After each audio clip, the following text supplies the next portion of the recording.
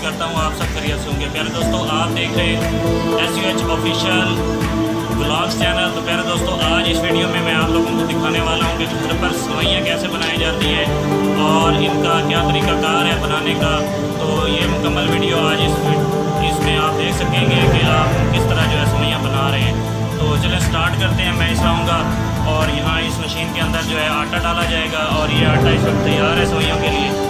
और वहाँ धूप में हमने सेवइयाँ जो है वो डाली हुई है खुश करने के लिए। तो अभी आप देखें कि मैं मशीन चलाऊँगा, नीचे आप देख सकते हैं कि इसमें सेवइयाँ जो है लच्छा निकल रहा है।